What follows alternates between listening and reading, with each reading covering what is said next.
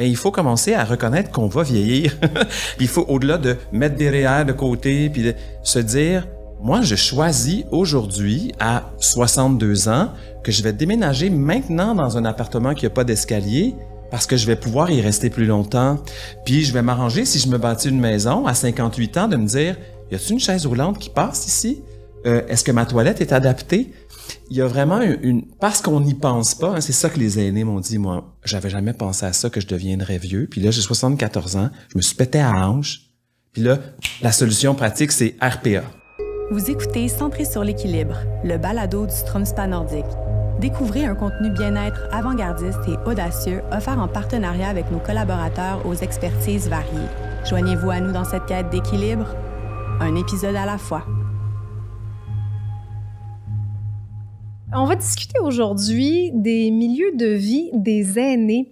On a été touché dans l'équipe récemment par des histoires de parents qui ont décidé de faire le saut et de partir en RPA, en résidence pour personnes âgées. C'est arrivé aussi pour des grands-parents. Peut-être que c'est votre cas aussi, que vous songez à quitter votre résidence pour aller vers une résidence pour personnes âgées. On n'aime pas l'admettre, mais on vieillit.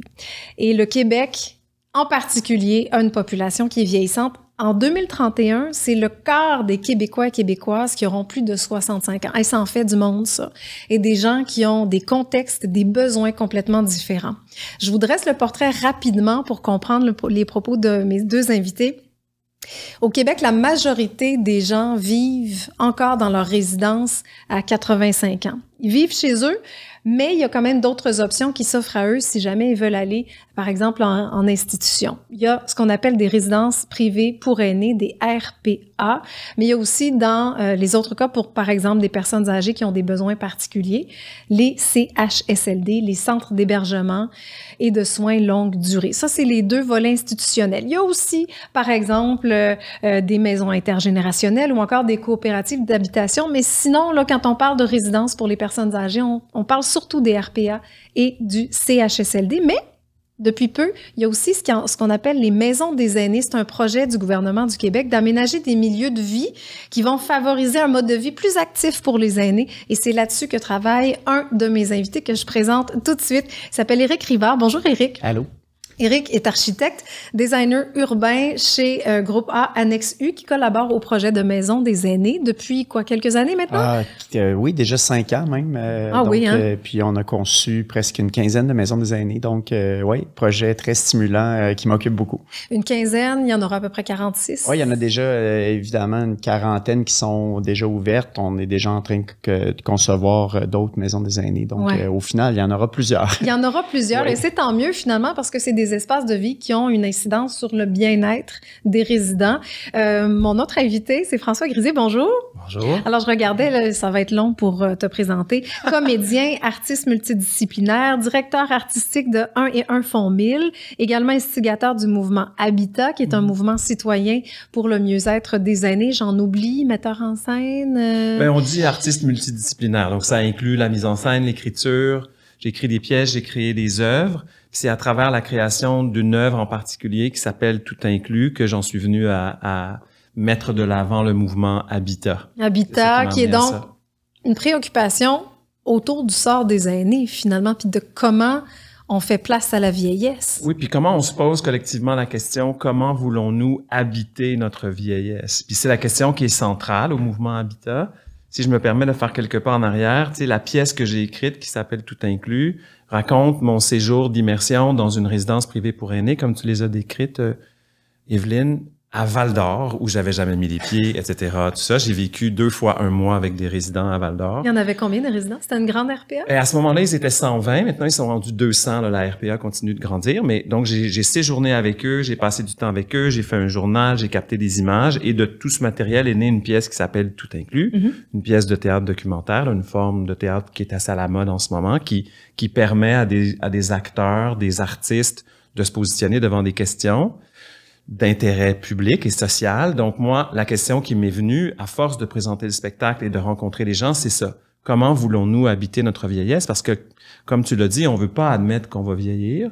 C'est difficile. On est même, moi je dirais, devant un des plus grands tabous de notre société, en tout cas du monde. Ah oui, plus que la mort, la vieillesse, c'est inclus. Ouais. En fait, le fait de vieillir inclut le fait qu'on est ceux qui vont mourir bientôt.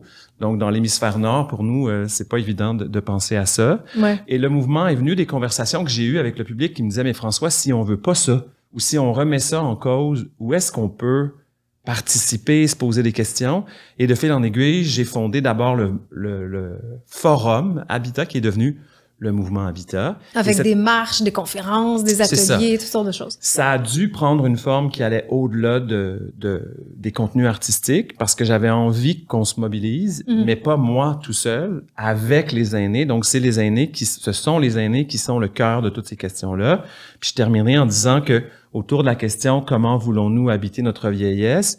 Habitat est au pluriel. C'est bien le mouvement Habitat avec un S parce qu'on s'est dit, ce qu'on a constaté, c'est que l'habitat, le lieu où on habite, c'est très important. Mais oui. Mais ensuite, on habite notre corps, donc le lien intime aussi à notre propre vieillissement, comment on se perçoit, et l'habitat social.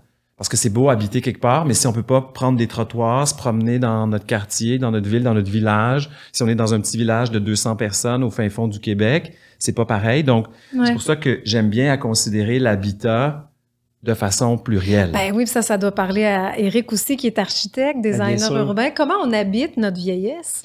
Ben c'est ça. Je pense qu'on peut idéaliser là, la fin de vie. Puis c'est des questions normales, là, que même avec nos parents qui sont pas nécessairement âgés, des fois ça nous préoccupe. On se dit ben ils sont tout seuls finalement. S'il arrive quelque chose un peu loin, qu'est-ce qui va se passer? Fait que c'est sûr que dans le meilleur des cas, puis la recherche le dit aussi, tout le monde voudrait vieillir à la maison le plus longtemps possible. Puis à tout bout de champ, ça revient aussi même dans le discours politique, les politiciens s'intéressent sur les soins à domicile comme étant finalement une des solutions les plus porteuses, parce que finalement ça pourrait permettre de maintenir les aînés dans leur milieu, donc de pas les déraciner, parce que ce déracinement-là peut être vraiment fatal. C'est-à-dire qu'à la fin de la vie, on va être en perte cognitive, par exemple, ou même juste en perte de moyens physiques. Là, il va y avoir une succession de deuils qui va se faire.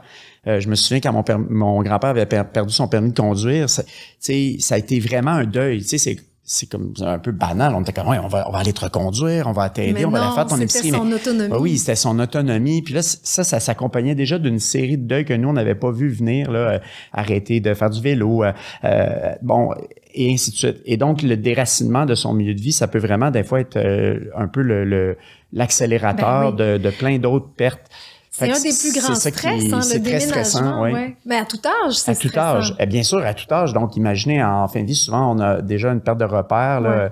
Notre maison, c'est là qu'on l'a chérie, on l'a choisi, on l'a habité pendant des fois des décennies. Et là, tout à coup, on se retrouve dans un milieu qui est complètement différent. Et vous avez parlé d'entrée de jeu de RPA, CHSLD. On pourrait dire aussi que on choisit d'aller en RPA, puis on choisit pas nécessairement d'aller en CHSLD. C'est-à-dire que le CHSLD, qui est maintenant la maison des aînés, s'accompagne de soins, plus de 4 heures de soins par jour. Donc, ça veut dire qu'il y a vraiment besoin presque toujours d'accompagnement pour des tâches de base, que ce soit manger, se laver. OK. Juste préciser quelque chose, Éric. La maison des aînés remplace le CHSLD? Oui, il se construit plus de CHSLD en ce moment au Québec. Il y a encore des CHSLD qui sont rénovés, qui sont améliorés, mais le programme de maison des aînés est venu remplacer le programme. Donc, il se construit plus là depuis 5-6 ans de nouveaux CHSLD. Ouais. C'est une distinction qui est importante parce qu'au fond, les aînés qui sont en perte d'autonomie plus sévère vont aller vers la maison des aînés ou un CHSLD qui existe déjà. Exact. Tandis que ceux qui sont encore autonomes vont aller dans la RPA. Ça ressemble à quoi, une RPA? C'est-tu juste un bloc appartement comme un autre, François? Ça peut l'être. En tout cas, ça ressemble beaucoup. Tu sais, je vais visiter des amis qui habitent dans des tours à condos souvent, puis je suis comme c'est pas si loin d'une RPA dans le sens que s'il y avait une cafétéria en bas, s'il y avait il y a des lieux communs dans les condos de plus en souvent, plus, mais de plus en plus. Fait que c'est assez étrange en fait de voir combien ces immeubles à condos-là peuvent ressembler à plusieurs RPA qui sont construites, mais je recule d'un pas puis je reviendrai à ta question. La notion de choix est extrêmement importante. C'est vrai qu'on choisit pas d'aller dans un CHSLD. C'est vraiment le médecin en collaboration avec le patient, le milieu, la famille qui dit ben là t'es rendu là ton cas ou votre cas est assez lourd qu'on doit vraiment aller dans ce lieu qui va vous permettre d'avoir des soins. Puis face au RPA, à quoi ça ressemble, c'est qu'on le sait pas. La vérité, c'est qu'avant de choisir ça, souvent, on ne le sait pas. On a peut-être vu certains de nos grands-parents qui étaient là, mais on l'a pas vu parce qu'on y va, 45 minutes, 1 heure, on tient un peu la main, on jase, on les sort de là parce qu'on veut pas aller dans la RPA parce que il y a bien trop de vieux là-dedans, puis tout ça. Puis quand tu demandes c'est quoi une RPA, c'est surtout ça, moi, qui m'avait marqué dans mon immersion, c'est que il y a juste des vieux. J'arrêtais pas de penser dans les 2 premières semaines où j'étais dans ma RPA à Val-d'Or que ce qui était le plus étrange pour moi, c'était pas le lieu. Je connaissais ça. Ça ressemblait à une école, ça ressemblait à des condos, mais c'était le fait qu'il y avait juste des vieux. Et c'est quelque chose qui revenait souvent des témoignages des aînés qui me disaient, il y a juste des vieux ici. C'est quand même particulier que, puis ces gens-là, je les connais pas. Il y en a que j'aime pas. Je les ai pas choisis. Il y a pas tant de monde que ça qui viennent nous visiter parce que nos enfants, ils pensent qu'on est en sécurité ici. Fait que, ouf! J'ai plus besoin d'aller faire ma petite visite obligatoire du dimanche aux 2 semaines ou à la semaine ou au mois parce que, sont pris en charge, sont nourris, on lave leur appartement. Fait que là, je fais une critique sévère et très peu nuancée de ce que c'est que des RPA, mais ça ressemble beaucoup à un milieu de vie où on veut créer un habitat, un lieu où les gens devraient échanger, être ensemble, mais, puis c'était dans les listes de questions que j'ai reçues que je trouve vraiment intéressantes que même si le lieu est bien conçu, et le mieux il est conçu, là, je te regarde, le mieux il est conçu, le plus propice il est à inviter les rassemblements et tout ça, mais il faut des humains. Et souvent, c'est ça qui manque dans les RPA, c'est des humains d'autres générations ou des moyens de faire « Hey, mettons-nous ensemble. Aujourd'hui, en mangeant, on va parler de tel sujet, ou on va jouer à un truc. Tu sais, je comprends, mais la communauté, c'est pas un peu facile. Les familles, justement, qui vont recréer ça. Si les familles sont pas là c'est les pour familles, rester. mais on a déjà commis, disons, des gaffes ou des erreurs de mettre ces bâtiments-là un peu n'importe où sur le territoire en se disant ça va marcher. Puis ça. Pour nous, c'était très important dans le mandat des maisons des aînés, c'est qu'avant même de concevoir la maison des aînés, on a vraiment attentivement regardé où est-ce qu'on allait construire ces bâtiments-là. Puis on voulait les construire dans les cœurs de quartier, au cœur des communautés, surtout pas en marge, près des autoroutes. On voulait que finalement, il y ait de la vie autour, que les personnes âgées entendent la cloche d'école sonner le matin, qu'ils voient les enfants aller à l'école, le brigadier, qu'il y ait l'impression, mais que ça soit vrai, qu'ils sont encore partie de la vie du quotidien. C'est super important. On a réussi un tour de force. Dans plusieurs maisons des aînés, il va y avoir des CPE au rez-de-chaussée. Bravo! Au rez-de-chaussée des maisons des aînés. Ça a été vraiment difficile parce que vous pouvez même pas vous imaginer comment c'est difficile que 2 ministères se parlent. mais on a créé donc des maisons des aînés avec une coquille qui était une coquille vide dédiée à recevoir des CPE. Puis là, c'est en train de se mettre en place. Donc, par exemple, à la maison des aînés de Sherbrooke, ça va marcher. Je pense à Valleyfield aussi. Donc là, on est vraiment, vraiment enthousiaste par ça parce que là, tout à coup, il va y avoir tout à coup des cris d'enfants dans la cour. Il va y avoir déjà des organisations qui ont décidé de faire des activités croisées où les personnes âgées avec leur famille pourraient cuisiner, les jeunes pourraient venir. On imagine les enfants faire un petit spectacle musical exact. Ou quelque chose. À Halloween, ils vont tous être déguisés. Il y a une possibilité tout à coup de vrai maillage qui est la communauté, puis qui ont fait toute leur vie, puis que effectivement, quand en bon français, là, quand on dit on va les parquer là, dans un bâtiment là, où il y a juste... Là, c'est comme si les autres, ils vivaient tout à coup en marge. Puis ça, en tout cas, l'architecture, mais aussi la localisation a beaucoup à faire là-dessus en partant. Puis Éric, à travers sa pratique d'architecte, parle de ce que je voulais dire par « il faut des humains ». C'est-à-dire, il faut des humains qui se disent « ouais, mais cette nouvelle maison des aînés-là ou cette RPA, est-ce qu'elle incite à ce que les familles viennent? Est-ce qu'elle incite à ce que d'autres générations viennent dans la maison? Est-ce qu'on peut se faire accompagner? Parce que, comme tu le disais si bien au début, Evelyne, on sait pas quoi faire avec le fait d'être vieux. Toute notre société nous dit d'abord, prends ta retraite, de l'expression battre en retraite, de l'expression va-t'en, arrête de te battre, arrête de te participer, reste en retrait. Puis après ça, on se bat contre ça. Et il faut des humains qui font, non, mais viens. On va parler, on va rencontrer d'autres générations. Regarde, il y a encore une école ici. Regarde. Et je crois que si, en tant que collectivité, mais en tant qu'individu, on se demande pas comment est-ce que moi je peux contribuer comme famille, comme ami, comme peu importe la génération dans laquelle on est, comme aîné plus en forme.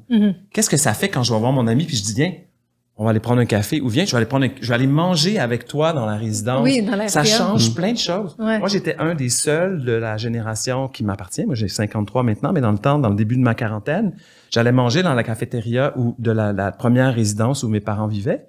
Puis j'étais comme un étranger. J'étais la patente weird, là. C'était le Bienvenue gars, ou pas? bienvenue, mais dans le sens que j'étais un des seuls. C'est très, très rare que des familles vont dire « Hey, on s'assoit, Ouais. on mange ici, avec toi, dans ton milieu. » Parce qu'il y a une peur. C'est vraiment épeurant, la vieillesse.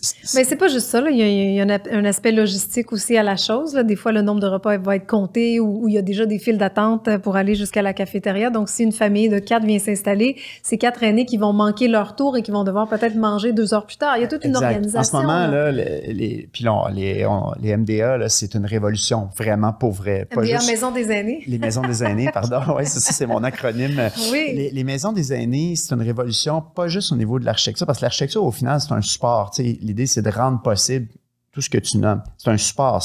Après ça, qu'est-ce qu'on en fait de cette architecture-là? C'est là que le fun commence, là. Mais en réalité, c'est aussi une révolution au niveau des soins, parce que dans les maisons des aînés, par exemple, il n'y a plus d'horaire pour les repas. Donc, on réveille plus un aîné. Un aîné qui a le goût de faire la grasse matinée, il fait la grasse matinée. Ben oui. Parce que c'est toute cette approche-là qui était très hospitalo-centrique, là. Tu sais, de dire, on réveille tout le monde à 7 heures. Ouais. Le déjeuner, c'est à 7h30. Ouais. Tout le monde mange la même affaire. Ouais. Puis, tu sais, là, je vous enlève votre cabaret. Ça fait assez longtemps, là, Ouais. monsieur Chose. Tu sais, ça Ouais. peut pas Même marcher. chose pour ça. les soupers. Je pense que ma grand-mère, elle soupe à 4h30.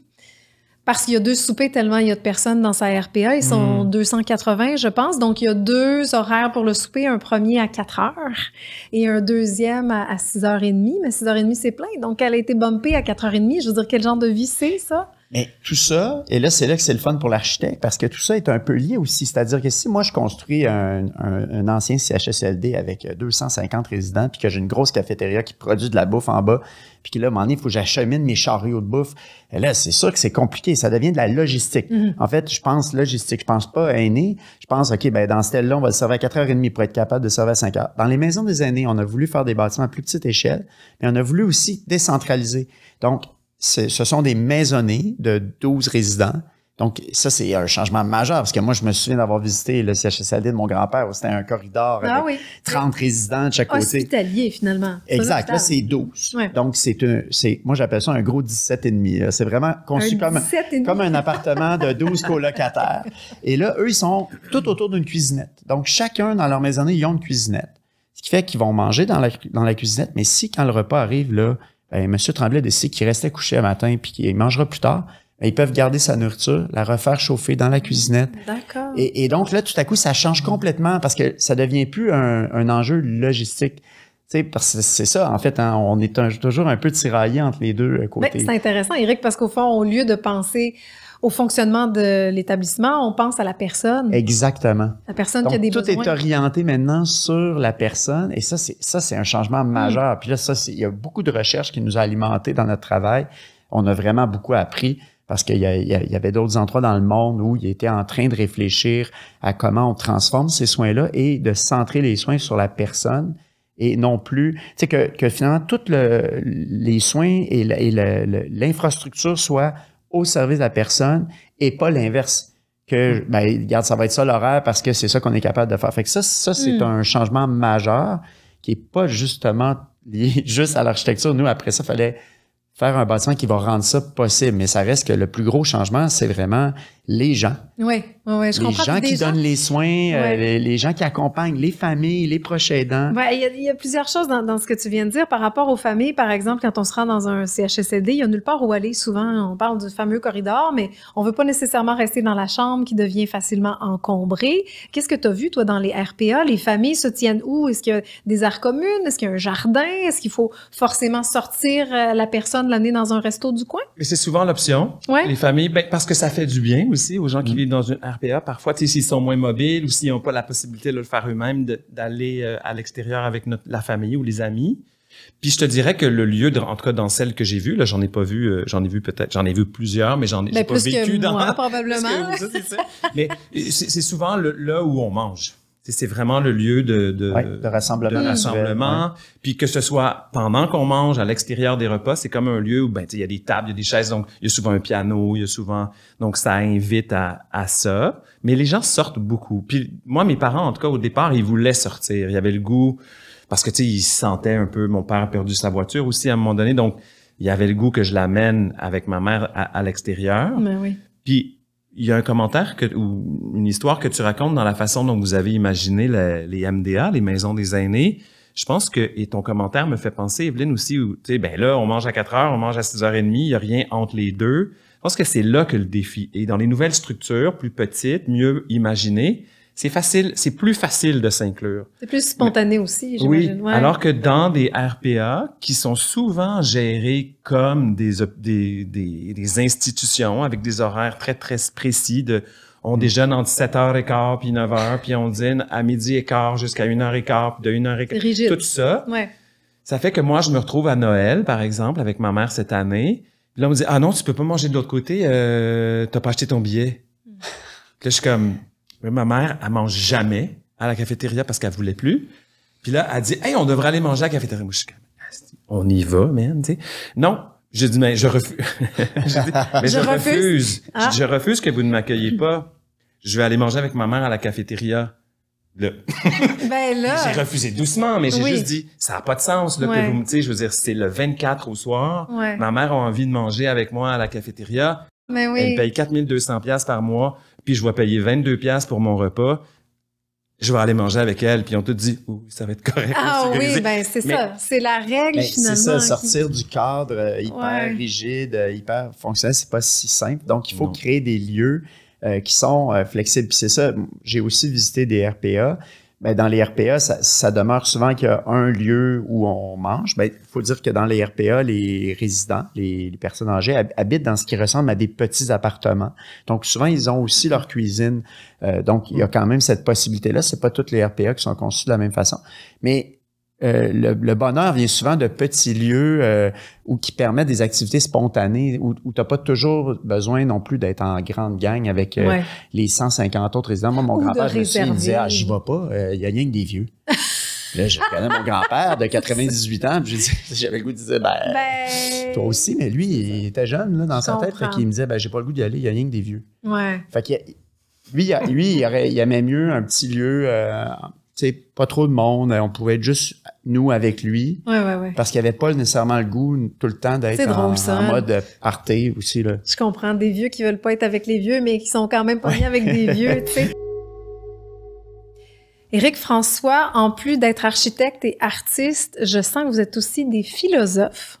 Tous les invités qui passent ici, on leur pose une question un peu philosophique. Quelle est votre définition à vous deux de l'équilibre? François, comment tu définis l'équilibre dans ta vie à toi? En travaillant avec un thérapeute, un jour, il m'a présenté une vision des choses qui, je crois, pourrait correspondre à une vision que j'ai de ce que c'est que l'équilibre. Donc, pour moi, l'équilibre, ce serait d'être capable de tenir deux choses qui s'opposent en même temps. Donc, j'ai pas assez de temps pour faire ça. J'ai envie d'avoir plus de temps, mais il faut que je fasse cette chose-là tout en ayant plus de temps pour moi. Donc, en considérant les deux choses qui souvent créent des tensions, on relaxe puis on trouve un juste milieu. Mm-hmm. C'est ça qui me vient spontanément. Ouais. Puis je dirais aussi que dans le monde dans lequel on vit, c'est pas si facile à faire. Non, complètement, parce qu'on est tiré de toutes parts. Tu sais, Oui. on veut passer plus de temps en amoureux, mais les enfants nous demandent beaucoup de temps, mettons, pour prendre que Oui. cet exemple-là. Ou notre mère est en train peut-être d'être très malade ou de mourir, mais il y a encore une reddition de compte à faire, puis il y a encore des billes à payer, puis il y a encore des gens qui attendent des réponses quand tu es le directeur. Donc, c'est quoi? Qu'est-ce qu'on fait avec ça? C'est encore à trouver. Mais Mhm. Je comprends. C'est la notion d'équilibre. Ouais, on sent le comédien, hein, c'est très physique. Tu nous montrais ça avec tes deux mains. On a tout compris, François. De ton côté, Éric, ta définition de l'équilibre, ce serait quoi? Je me suis jamais vraiment posé la question, mais j'imagine que c'est lié au plaisir, peut-être à quelque part, parce que dans tout ce qu'on fait, que ce soit la famille, le couple, le travail, il y a plein de parties plates qui, si on focus sur ces parties-là, tu sais, c'est rapidement, c'est ça qui va prendre le dessus. Fait que Puis souvent, dans toutes les sphères de notre vie, les parties le fun ne sont pas nécessairement en pourcentage égal aux parties plates. Tu sais, tu parlais de reddition de compte, tu sais.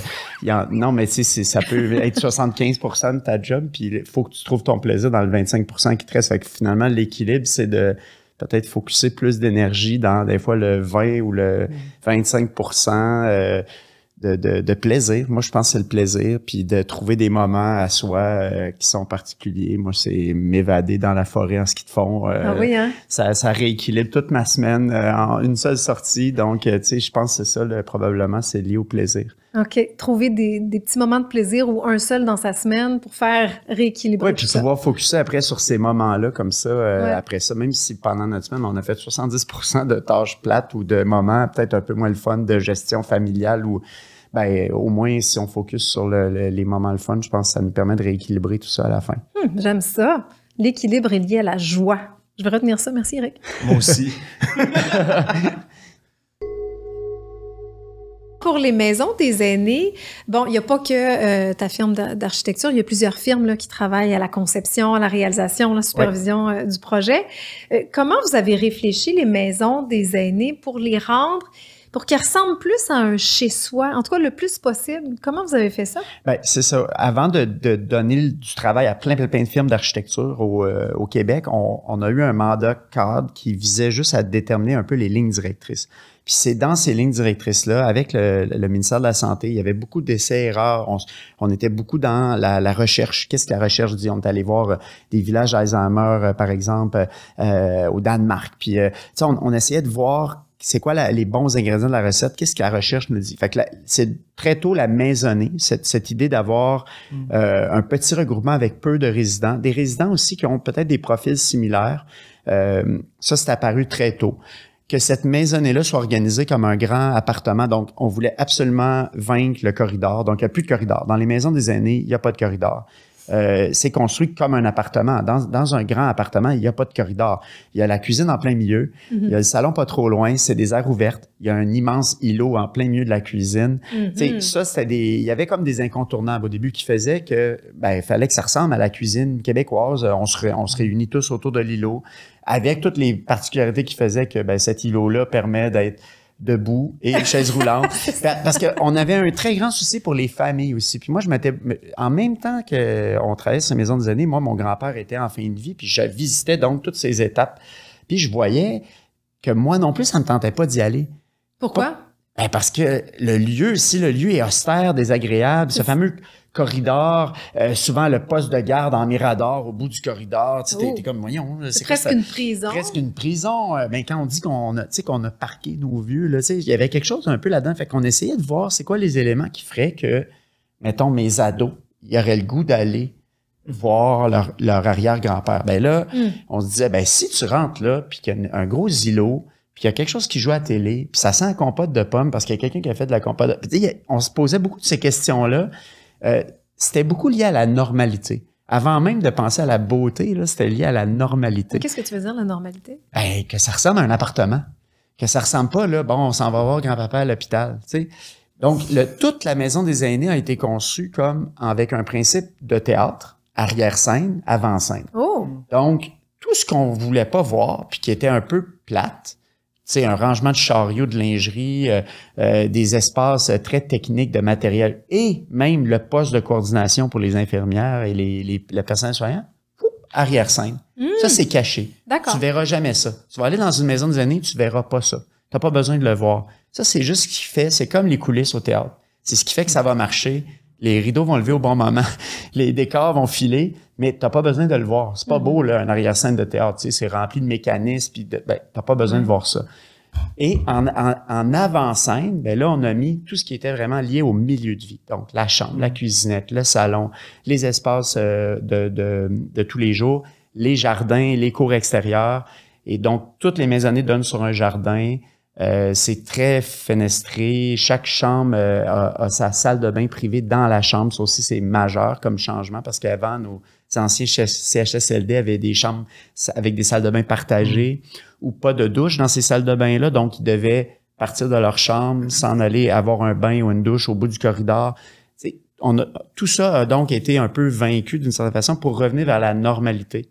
Ce qui fait que là, il y a plein de moments, quand on parlait de faire des deuils là, au début, tu sais, prendre sa douche, là, ça devrait pas être quelque chose que tu arrêtes de faire ça quand tu as 88 ans, parce que là, non, là, la douche, maintenant, c'est compliqué. Ouais. Mets ta robe de chambre, on va venir te chercher dans 30 minutes, puis on va t'amener au bout du corridor. Ouais. Ben, c'est de maintenir le peu d'autonomie qui reste quand il en reste, là, tu sais, aussi bien chérir ça le plus possible. Mais tu sais, je t'écoute puis je me dis, ben, la personne qui a 95 ans a clairement pas les mêmes besoins que la personne de 65. On parle des aînés à 65 ans et plus. Tu me dis que tu as 53, ben c'est dans 12 ans. Tu sais, t'es un aîné très, je pourrais très avoir bien. ma carte de la FADA. Jeune aîné, en fait.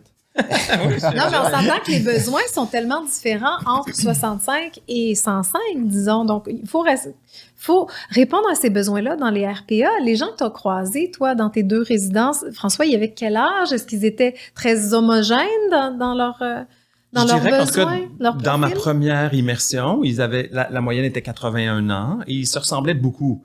Ils étaient pour la plupart très autonomes.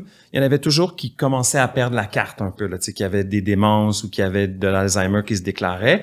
Puis on les gardait le plus longtemps possible. Mais ce qui faisait qu'ils pouvaient être là, c'est que Madame Nicole, ben, elle prenait soin de Madame Héloïse parce que Madame Héloïse était bien perdue puis elle la ramenait à sa chambre. C'est cette espèce de période-là où tout le monde se met un peu à s'entraider pour que la personne qui a des pertes cognitives de plus en plus sévères, ben, à un moment donné, va s'en aller dans un CHSLD ou une maison des aînés maintenant. Puis je dirais que par rapport, ça m'inspire beaucoup ce que tu as évoqué par rapport aux maisons des aînés, parce qu'il y a des RPA. Tu sais, en ce moment, les RPA sont souvent bâtis sur des modèles, comme je le disais tantôt, qui ressemblent beaucoup à des institutions. Puis il y a des gens qui ont commencé à penser à des RPA, comme, j'oublie son nom de famille, mais une dame qui s'appelle Nicole, qui a inventé un modèle qui s'appelle Carpe Diem. Et c'est exactement ce que tu as décrit de la maison des aînés. Les personnes ne sont pas, même si elles sont des infirmières ou des gens qui donnent des soins, sont habillées comme vous aujourd'hui. Quand on leur donne leur pilule, on dit « Hey, venez Eric, on va vous amener, on a quelque chose pour vous. » Là, ils s'en vont, ils leur donnent leur pilule. Puis là, ils les ramènent à la table pour qu'ils mangent. Donc, il n'y a pas d'affaire de table 53, je vous donne ton petit cup, prends ça, puis montre-moi ta bouche pour voir, pour être sûr que les pilules ont été prises. Là. Fait que toute cette espèce de... C'est très délicat. Donc, j'adore ce mot, comment est-ce qu'avec les structures, c'est ça la grande question, puis c'est ça le grand chiolage autour des maisons des aînés, c'est que les maisons des aînés sont super, mais les CHSLD qui existent sont vieux, sont vétustes, ils ont besoin d'être rénovés. Il fait chaud, il n'y a pas d'air climatisé. Donc ça pour dire que, et je reviens avec mon idée, c'est vraiment le centre de mes actions, puis c'est ce qui fait que je continue à travailler là-dessus autant en tant qu'artiste qu'en tant qu'activiste maintenant, c'est de dire, vous, 3 et nous ici dans la salle, on peut tous faire quelque chose pour améliorer le milieu CHSLD, même améliorer le milieu Maison des aînés ou RPA, en étant là, en étant des témoins, en se demandant, c'est-tu normal qu'à Noël, on me refuse de manger? Non, fait que je vais manger, je vais dire. Ouais, je comprends. Puis c'est doux, là, tu sais, moi, je suis jamais, j'incite pas à la révolution, mais il faut des petits moments de... Une petite révolution dans notre pensée. Oui, puis juste de dire... On est les aînés de demain, là. Ça sera pas long que nous aussi, on va devoir y penser, là. C'est ça, c'est donc... Ça, c'est dur pour un architecte qui fait des bâtiments dans la vie, mais admettre que l'architecture, c'est vraiment une toute petite partie de la réponse, parce que en réalité, moi, je pourrais concevoir les plus beaux bâtiments si, au final, personne n'y vient ou personne se les approprie, ça fonctionnera pas. Donc là, en ce moment, on se nourrit de plein d'histoires extraordinaires des premières maisons des aînés qui ont ouvert leurs portes, où là, finalement, il y a des proches aidants qui reviennent parce que tout à coup, ils trouvent ça confortable, parce qu'ils arrivent dans parce que ça aussi, là, imaginez, là, vous arrivez dans l'ancien CHSLD, là, vous êtes dans le grand corridor, vous passez devant les chambres, là, vous arrivez, puis votre grand-père, votre grand-mère ou votre proche dort. Ben là, vous faites quoi? Il y a pas de place là, dans les anciens. Vous sentez que vous dérangez. Il y a une petite chaise à l'extérieur dans le corridor. C'est là qu'on s'assoit. Fait que là, dans les nouvelles maisons des aînés, ben là, il y en a qui ont dit, ben pendant qu'il dort, moi, je vais aller cuisiner dans la petite cuisinette. Puis ben, je vais en faire pour tout le monde, tiens. Fait que là, il y a des histoires extraordinaires en ce moment. Il est en train d'arriver des choses extraordinaires. Une autre anecdote vraiment très importante. On avait tellement construit nos CHSLD comme des hôpitaux qu'on avait fait un bureau pour le médecin, par exemple. Donc, les médecins ont plusieurs CHSLD attitrés, puis ils vont faire le tour, puis ils font de l'évaluation. Voir si, par exemple, ça va bien, si ça se maintient ou s'il y a des pertes. Bon, ben, le médecin avait son bureau. Dans une maison des aînés, ça, on a dit, ben ça, c'est de l'arrière-ça. On veut pas le voir, ton bureau. On a dit, ton bureau, c'est la cuisinette. Ben oui.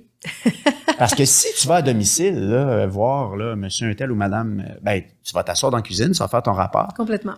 Ça, c'est un changement majeur, parce que là, on touche à un autre humain. On touche à l'ego du médecin qui avait son espace. Qui avait son espace, qui allait en retraite, faire son rapport. Là, il y a des médecins qui nous disent, c'est magnifique, parce que pendant que je suis assis en train de faire mon rapport, ben en plus, il y en a 2-3 qui disent, qu'est-ce que vous faites là? Puis, fait que là, il y a de l'interaction, donc ça, c'est le fun. Mais en plus, il dit, ben je les vois.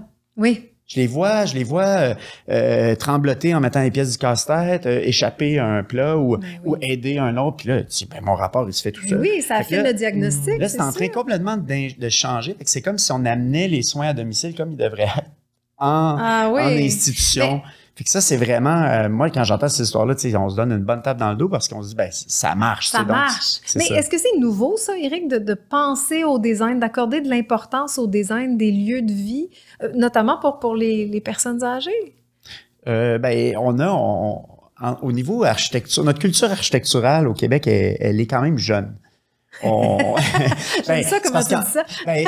En même temps qu'on faisait tout ce chantier-là avec les maisons des aînés, il y avait les chantiers sur les lab-écoles, les nouvelles écoles. On pourrait étendre ça à plein de sphères de notre société. Il y a des lieux pour attendre l'autobus le matin qui sont particulièrement austères et maussades. Je veux dire, le design fait pas nécessairement toujours partie des cases qu'on coche en premier. Des préoccupations. On va rapidement s'intéresser au coût, à l'échéancier. Puis ben, après, on dit, ben, s'il reste de l'argent, on mettra ça beau. Mais c'est pas tout à fait comme ça que ça marche.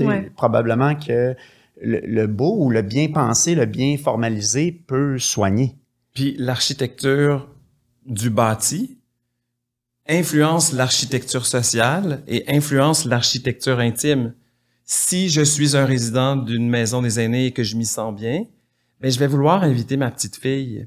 Puis si ma petite fille vient me voir une fois sans que je l'ai invitée, puis qu'elle se sent bien, puis qu'elle sent qu'elle peut me faire des toasts, ou peu importe, elle va revenir. Puis moi, je pense que ta question est très forte pour moi, Evelyne, parce que là, on parle d'architecture du bâti, comme je disais, mais d'une façon ou d'une autre, les gens qui amènent des petites révolutions, c'est les gens qui se questionnent sur l'ensemble de l'architecture, parce que si ma voisine, je vois qu'elle est vieille puis qu'elle a de la misère à descendre des escaliers, puis que je fais, mais moi je m'en vais au dépanneur là, avez-vous besoin de quelque chose? Mais c'est de l'architecture humaine. Je comprends. Ouais. Donc c'est vraiment intéressant de se demander que le design, puis c'est ça l'histoire que tu nous as racontée aussi pour moi, Éric. C'est pas, tu t'es pas dit, je vais faire un building. Tu t'es dit, à quoi ça sert? Comment les gens vont s'y sentir bien? Comment on va vouloir être partie prenante? Tout ça. Donc moi c'est tu sais, quand tu dis, je suis un peu révolutionnaire, peut-être, mais c'est cette espèce de révolution-là, pour moi, qui est importante, qui est douce.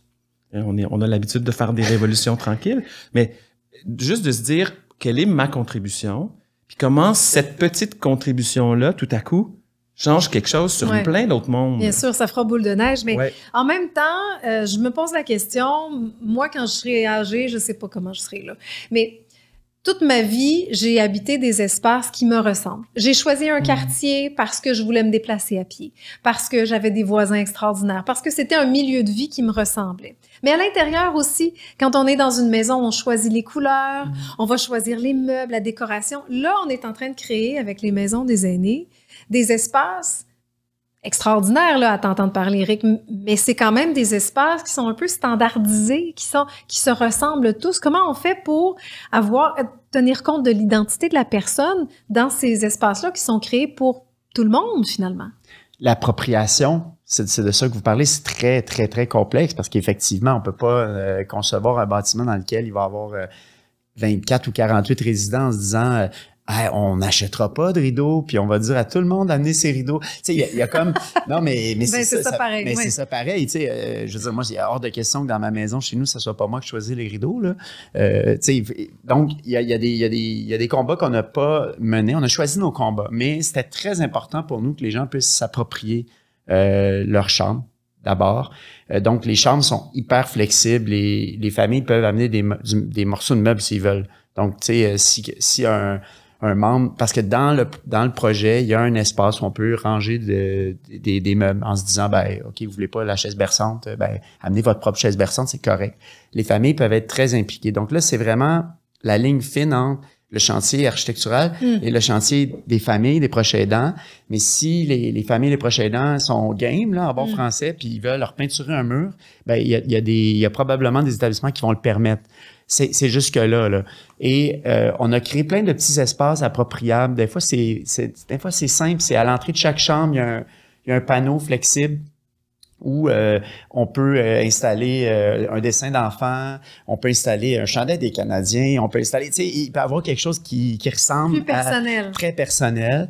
À l'intérieur de la chambre, c'est la même chose, donc il y a une espèce d'espace pour mettre cette espèce de cadre-là. Dans les espaces de vie, on a conçu du mobilier comme à la maison, donc des étagères. Puis ça, on n'aurait jamais vu ça là, dans le milieu hospitalier, parce que là, dans le milieu hospitalier, on a peur de chaque petite graine de poussière. Là. Mais là, on s'est dit, non, c'est pas l'hôpital, c'est la maison. Ouais, donc, on va époussetter comme on époussette. Puis, il y a ces étagères-là dans lesquelles il pourrait très bien y avoir des photos d'un finissant. On pourrait l'adapter selon les résidents qui sont là. Puis, il y a des équipes qui se sont vraiment déjà appropriées, parce qu'il y a des équipes extraordinaires qui font vivre ces maisons des aînés-là, qui déjà le font, là. Donc, à chaque matin, un calendrier dans la cuisine avec le menu du jour, puis ils changent les affaires. Tu sais, donc, il y a vraiment, puis on l'a vu sur le site des RPA, c'est fantastique. Des fois, il y a des programmes d'animation. Fait qu'il y a vraiment une partie où c'est comme l'humain qui doit s'approprier. L'architecture, elle est là, puis après ça, qu'est-ce qu'on va en faire? Elle est importante, hein? C'est de ça qu'on parle depuis le début, tu sais. Bon, je vous entends tous les deux, vous n'êtes pas des aînés, pas encore. Il y a des matins, c'est plus Je te crois, je les connais aussi. Mais n'empêche, on parle de ces personnes qu'on côtoie. Je veux dire, François, ça fait une douzaine d'années maintenant que tu côtoies les aînés. Il y a tes parents qui ont fait ce passage-là aussi. Comment on s'assure dans des projets comme les vôtres de ne pas parler en leur nom, de ne pas faire d'agisme, de finalement inclure les premiers concernés, François? C'est clair que la première solution, c'est de les inclure dans les activités auxquelles on pense, puis de les inclure même dans la réflexion. Je ne sais pas dans le cas des maisons des aînés s'il y a eu des focus groups. Oui, il y a eu des comités de résidents, effectivement. Les aînés, moi, m'ont répété et répété et répété. Moi, on me demande jamais mon avis, ou très peu. Tu vas vivre ici, ça te plaît-tu? Parfait. Tu sais, il y a comme une espèce de peu de considération, et je pense que c'est pas pour mal faire, peut-être dans certains cas oui, mais dans la majorité des cas, c'est vraiment parce qu'il y a un malaise. On est vraiment mal à l'aise par rapport au fait de vieillir. Puis, tu sais, pour revenir à ton commentaire autour du choix, puis pour répondre à ta question directement autour de comment on fait pour ne pas être âgiste, ben il faut commencer à reconnaître qu'on va vieillir. Il faut, au-delà de mettre des REER de côté, puis de se dire, moi, je choisis aujourd'hui, à 62 ans, que je vais déménager maintenant dans un appartement qui n'a pas d'escalier, parce que je vais pouvoir y rester plus longtemps. Puis je vais m'arranger, si je me bâtis une maison à 58 ans, de me dire, y a-t-il une chaise roulante qui passe ici? Est-ce que ma toilette est adaptée? Il y a vraiment parce qu'on n'y pense pas, hein, c'est ça que les aînés m'ont dit, moi, j'avais jamais pensé à ça, que je deviendrais vieux. Puis là, j'ai 74 ans, je me suis pété à la hanche. Puis là, la solution pratique, c'est RPA. Parce que moi, depuis maintenant 12 ans que je réfléchis à ça, au départ, j'avais vraiment des préjugés très sévères autour des RPA, mais les RPA font un travail qui est nécessaire en ce moment. On a besoin que certains aînés se retrouvent là. Mais moi, je crois que pour ne pas faire d'agisme ou pour aider, là, peu importe comment on veut définir ça, c'est vraiment qu'il faut, tu l'as dit, conscientiser, devenir doucement un aîné. On vieillit un petit peu à tous les jours. Puis si on voit des aînés, on s'en rend compte. Puis si on s'observe, on peut faire des choix intelligents qui nous permettent de rester chez nous. Parce que ça, c'est une autre réalité dont on parle pas aujourd'hui. J'ai plus les pourcentages, mais une très grande majorité des aînés vivent chez eux jusqu'à leur mort, là. À part le moment où ils deviennent très malades, puis là, bon, on les amène dans un CHSLD ou dans un hôpital. Oui, parce qu'ils ont besoin de soins. Ils ont besoin de soins. Donc, je dirais pour favoriser le maintien à domicile, parce que parfois, c'est une bonne option d'aller dans une RPA, d'aller dans un CHSLD, peu importe, une institution, mais pour s'aider dans la continuité de notre choix de vie, c'est qu'il faut, au-delà de l'argent, parce que c'est de ça qu'on parle souvent, se dire, est-ce que je peux être intelligent?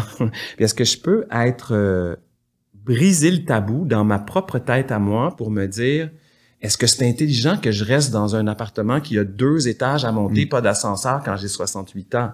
Puis là, on n'ouvrira pas la porte du manque de logement, puis blablabla, mais il y a des choix qu'on peut faire très en amont. Oui, ben idéalement, l'architecture et le design auraient déjà répondu à ça. Autrement dit, on aurait déjà des maisons avec des corridors assez larges pour circuler avec un fauteuil roulant. On s'entend là. Universelle, puis ça n'existera jamais. C'est ça. Mais c'est dans notre... c'est ça que je veux dire par l'habitat, c'est 3 segments. Pour moi, c'est je peux prendre des décisions pour moi, je peux essayer d'avoir le mieux dans mon habitat bâti, puis je peux aussi me demander, parce que tu sais, quand tu dis on veut pas être déraciné, les gens, ils sont plus ou moins attachés à leur appartement, mais ils veulent pas changer de quartier, par exemple. Ils ont envie de savoir qu'ils vont pouvoir aller au même café, puis au même dépanneur, puis voir les mêmes personnes qu'ils aiment bien, même s'ils ont changé d'appartement. C'est un chercheur, Julien Simard, qui avait fait une étude là-dessus. Donc, pour répondre plus directement à ta question, pour moi, la plus grande réponse à l'agisme qu'on fait même nous 3 aujourd'hui dans certaines de nos réponses, puis dans nos façons d'être par rapport à nos questions, c'est vraiment de commencer tôt à se dire qu'on est vieux, puis qu'on est de plus en plus vieux. Tu sais, quand tu le dis très justement, les vieux, c'est nous, là. À court, moyen, long terme, les vieux, c'est nous. Mais plus on le conscientise, et plus on est confortable, puis plus on peut être avec ceux qui sont comme nous, ou qui le deviennent. C'est idéal, mais ça se fait dans des petits gestes. C'est faisable. Moi, j'y crois.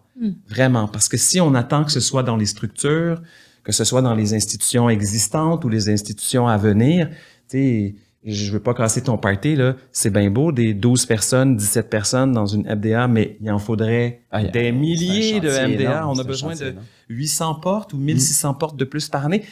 Ben oui, c'est énorme, là. C'est ça. Les besoins sont très, très grands. C'est pour ça que c'est les humains qui vont faire la petite révolution. C'est vraiment de dire, qu'est-ce que je peux faire pour aider Evelyne? Qu'est-ce que je peux faire pour m'aider moi, aider Eric? C'est vraiment ça, le message. Mais au-delà de ça, puis là, tu sais, je reprends un pas de recul, là, j'ai mon chapeau architecte, j'ai mon chapeau designer urbain, mais le design de nos villes est pas très intéressant pour vieillir. On a étalé nos villes sur des très grands territoires, rendant souvent des très grandes parties de nos territoires desservis seulement par la voiture solo. Puis là, on l'a dit, un des premiers deuils, c'est le permis de conduire qui va sauter. C'est inéluctable, là. Et donc, finalement, après ça, là, t'as des gens carrément pris, pas juste dans leur maison, mais si c'était seulement ça, mais dans leur quartier. Parce que c'est très facile d'aller à l'épicerie avec pas une voiture solo. Tu sais, surtout dans les RPA, souvent, ils vont organiser la petite autobus là, qui vient le mardi, puis le jeudi, puis là, ils les amènent à l'épicerie. Bon. Mais ça, c'est possible dans des milieux qui sont denses, dans des milieux qui sont bien desservis. Donc là, on a vraiment à se regarder, tu sais, on continue de s'étaler, puis on continue de construire très loin, de créer des milieux auto-solo. Et donc, ça, c'est carrément des milieux dans lesquels il est très difficile de vieillir. Donc, on crée un peu le problème nous-mêmes. Je comprends. Donc, tu sais, réparer quelque chose qui est pas réparable, des fois, ça... Fait que là, qu'est-ce qu'on fait? On construit rapidement des gros blocs appartements. On appelle ça des RPA, c'est un peu ça. Puis, les RPA répondent à d'autres critères assez denses. Là. Il y a plein de gens à la même place, donc on est capable d'organiser des services de navette, de transport. De coiffure, parce que là, tout à coup, il y a un... Mais si, à la base, nos villes avaient été conçues un petit peu plus denses, un peu plus serrées, il y a plein de gens qui seraient demeurés dans leur triplex ou dans leur petit bloc appartement.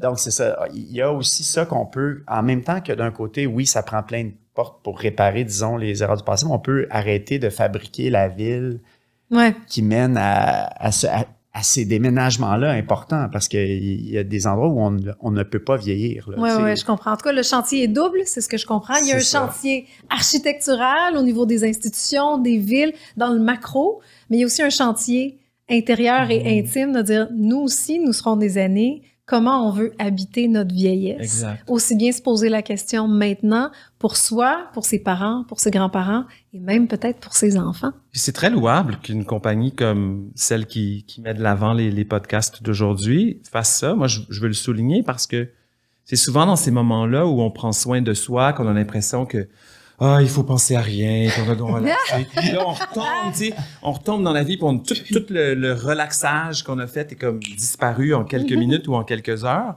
Puis moi, j'inviterais les gens qui vont dans prendre ces moments-là à se dire, coudonc, y a-tu quelque chose que je peux faire pour me préparer? Y a-tu quelque chose qui est beau dans le fait de vieillir. On parle jamais de ce qui est beau dans le fait de vieillir. On parle toujours On parle des deuils. Des deuils, puis tu sais, post-pandémie, c'est encore pire, là, les gens qui meurent dans leurs excréments, puis tout ça. Tu sais, ça a laissé des marques très, très fortes, encore plus fortes sur comment c'est laid. Ça peut être souvent laid, la vieillesse. Alors que moi, les histoires que j'entends tous les jours, c'est des histoires d'une extrêmement grande résilience, d'une écoute, il y a des gens qui sont tapent ses nerfs quand ils sont vieux, mais il y a aussi des gens d'une grande sagesse, des gens qui écoutent, qui ont des choses à léguer. Donc, je veux juste vous remercier de nous avoir invités aujourd'hui parce que je trouve que ça vaut la peine dans les moments où on s'arrête de considérer ça. Puis je trouve que c'est ça qui est la petite révolution, c'est d'en parler. Parce qu'on n'en parle nulle part. Effectivement. On n'en parle nulle part. Sauf pour dire, ça va pas bien. Sauf pour dire, le gouvernement met pas assez d'argent là-dedans. Sauf pour dire, on n'est pas en santé, il faudrait se mettre en santé. Là, on est comme tous les autres humains. On a fait un contrepoids Exact. à notre façon. Oui, exact. Merci à vous deux, messieurs.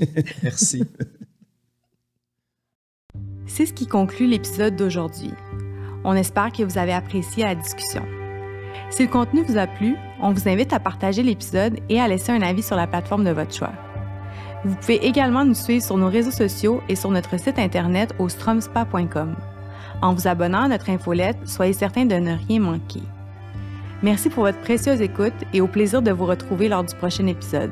À bientôt!